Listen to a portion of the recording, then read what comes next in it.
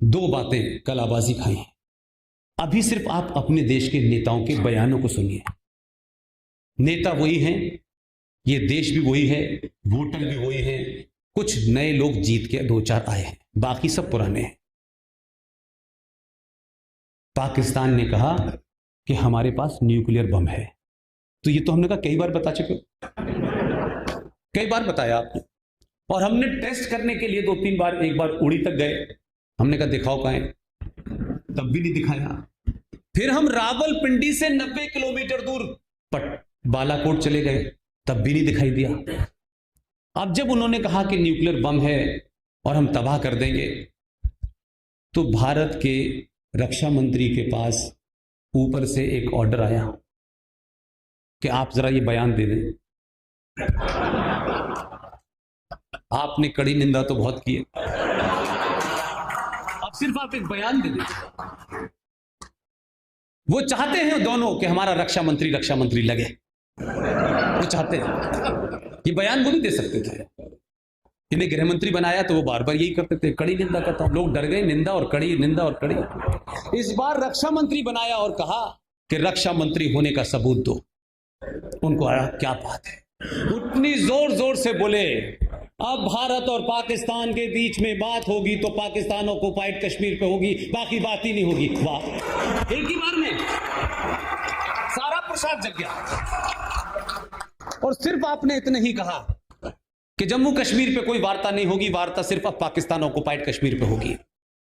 ये कहते ही पाकिस्तान के प्राइम मिनिस्टर का दूसरा बयान आया अभी 2 दिन पहले कि नहीं, हम पहले इस्तेमाल नहीं करेंगे। देखिए, बगैर हथियारों के लड़ाई लड़ने का भी एक शास्त्र है। इसलिए मैंने अपनी बात शुरू करने से पहले कहा था 5000 साल पुरानी है, तो बहुत पुरानी, लेकिन 5000 रिटर्न है, उसमें कोई डाउट नहीं है। कुछ शास्त्रों को पढ़ लीजिए, आपको बगैर कहे सब लोग निपट जाएंगे। दूसरा बयान आया कि भारत ने ये जो कह रखा है, न्यूक्लियर पॉलिसी की जो डॉक्ट्रिन है हमारी कि हम पहला इस्तेमाल नहीं करेंगे, अगर जरूरत पड़ी तो हम उसे भी बदल लेंगे। अब सब लाइन में खड़े हुए हैं और उसका नतीजा देखिए। ये मैं आपको इस बात के लिए घुमा फिरा के ला रहा हूं कि आपने जो परिचय दिया राजनीतिक सूझबूझ का, उस दौर में दिया जब आपके बीच में इतनी नफरतें थी, आपको जाति, भाषा, इलाके के नाम पे बांटा गया, दलितों में भी महादलित ढूंढ लिया उन्होंने, कैसे भी किसी तरीके से वोट के लिए कुछ भी करो। तब जब आपने परिचय दिया तो कैसे बदलाव होता है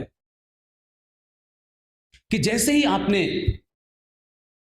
अपनी 70 साल की पॉलिसी के बारे में सिर्फ चर्चा की, आपने सार्वजनिक बयान है, अभी कोई उस पर फैसला नहीं हुआ है। जिस मुल्क के प्रधानमंत्री ने,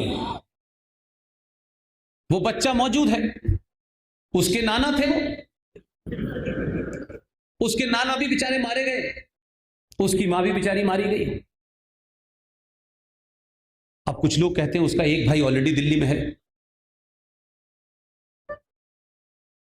उस बेचारे ने बयान दिया भी। अब उस बयान से उस मुल्क की साइकोलॉजी के ऊपर कितना टेरर है, इसको समझिए। वो बच्चा कहता है जिसके नाना ने बयान दिया था कि हम 1000 साल तक अगर हमें घास खानी पड़ी, लेकिन हम बम जरूर बनाएंगे, तो बम तो बना लिया, घास खाने का समय आ गया है। उसके नाना ने जो बयान दिया, उस परिवार के बच्चे का नाम है बिलावल भुट्टो। वैसे आपके मुल्क में भी एक बिलावल भुट्टो है, दोनों बराबर से एक ही सी हरकतें करते रहते हैं, लेकिन उसने एक ईमानदाराना बयान दिया। वो बड़ा लीडर है, उसकी पार्टी ने रूल किया है पाकिस्तान में, 3-3, 4-4 बार सरकारें बनी है, इसलिए आप इग्नोर नहीं कर सकते। वो भावी प्रधानमंत्री है वहां का, जैसे यहां के हैं। उसने बयान दिया है, अभी ओपनली कहा है, ये हमारी यंग जनरेशन को सुनना चाहिए। उसने कहा है कि इमरान खान साहब, श्रीनगर की चिंता छोड़ दें, मुजफ्फराबाद बचाएं।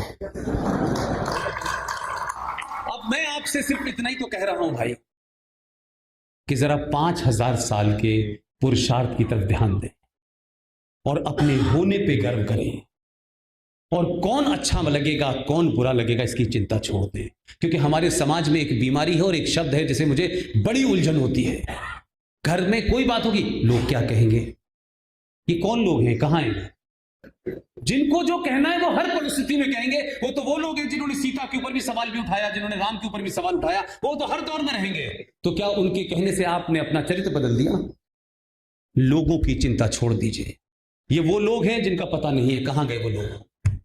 लिहाजा अपने उसी पुरुषार्थ को बगैर किसी से लड़े हुए अपने अंदर की ताकत को पहचानिए, अपने माजी पे गर्व कीजिए, अपने होने का परिचय दीजिए। एक बार आपने परिचय दिया, बहुत सारे पत्रकारों ने, बहुत सारे बुद्धिजीवियों ने देश छोड़ने की बात कही। यह बात अलग है, इंतजार करते रहे, अल्लाह ने बुला लिया, बाहर नहीं जा पाए। लेकिन कुछ लोग नहीं गए। तो मैंने एक ऐसी मीटिंग में ह्यूमर में कहा, बोले पुष्पेंद्र साहब कुछ लोग तो नहीं गए। मैंने कहा ये सच्चे मोदी भक्त हैं, ये कहते हैं दोबारा तुझे फिर जिताएंगे, और अब जब तू जीत जाएगा तब हम जाएंगे। अब समस्या यह हो रही है कि सारे एक्सपेरिमेंट लिबरल्स ने 2014 में कर डाले। एक तो 70 साल में जो अवार्ड इकट्ठे किए थे वो सब वापस कर दिए, अब अवार्ड भी नहीं है उनके पास, और ऐसी संभावना भी नहीं लग रही कि कहीं आगे कुछ और मिलने वाला। तो कैसे समाज में क्रांति आ सकती है? जब हथियार उठाने की जरूरत होगी। आपके यहां शस्त्रों की पूजा होती है, तो वो पूजा क्यों करते हैं? जरूरत पड़ने पर। तो जरूरत कब पड़ी आपको? अभी तो पड़ी नहीं है, अभी तो यही के हथियार से काम चल रहा है आपका। इसको ठीक करिए, हफ्ते में पानी पीजिए, संविधान को समझिए। इस संविधान को जो है, मैं आज की डेट में ये कहूं कि मैं इस संविधान को नहीं मानता, तो कुछ लोग हो सकता है कल यहां नारे लगाने लगे कि भारत की संविधान की मैंने बेइज्जती कर दी और पुष्पेंद्र साहब तो संविधान के खिलाफ हैं। मैं जो संविधान में लिखा है उसी की बात कर रहा हूं। इसी संविधान की मदद से जिस तरीके से इस देश में इस्लामिक आतंकवाद पनपा, इस देश में मुस्लिम कम्युनलिज्म को बचाने के लिए तरह तरह के तर्क दिए गए, इस देश में कन्वर्जन जो कि आपके धर्म में भी नहीं है, लेकिन आप कन्वर्जन के फेर में फंस गए हैं। इसीलिए मैंने कहा जो फादर थे, मैंने ये बात धनबाद में बोली थी कि अगर दुनिया में 2 वाक्य में मैं ये पूछूं किसी से कि दुनिया की सबसे बड़ी सच्चाई क्या है, इसे एक वाक्य में कोई बताए, और दुनिया का सबसे बड़ा विश्वास क्या है, इसको भी सिर्फ एक शब्द में बचाए। अगर इस धरती पे कोई सच्चाई है, उस सच्चाई का नाम है मां। उससे बड़ी कोई सच्चाई नहीं है कि मेरी मां ने मुझे पैदा किया है। और विश्वास देखिए इस देश का कि मां जिसको बता देती है बड़े होके कि ये तुम्हारे पिता हैं, पूरा जीवन भर उससे हम डेट ऑफ सर्टिफिकेट नहीं पूछते, उसका डीएनए चेक नहीं कराते, कहते हैं ये बात है क्योंकि मेरी मां ने कहा है। ये विश्वास है कि मेरा वही फादर है जो मेरी मां ने बता दिया है कि तुम्हारे पिता है। मैंने कभी उस पर सवाल नहीं उठाया इससे बड़ी परंपरा के लोगों से, क्योंकि आप एक ऐसे राज्य की राजधानी में बैठे हैं। उनसे कहिए कि जब तुम्हारी मां ने बता दिया है कि तुम्हारा फादर कौन है, तो ये दूसरा फादर तुम्हारे घर में आके क्या करता है, इसको बाहर निकालो। ये जो फादर आए हैं सफेद कपड़े बदल के गोरियों बस में, इनको घेर के बाहर निकालिए। या आपके भोले वाले लोगों को कुछ और समझा रहे हैं।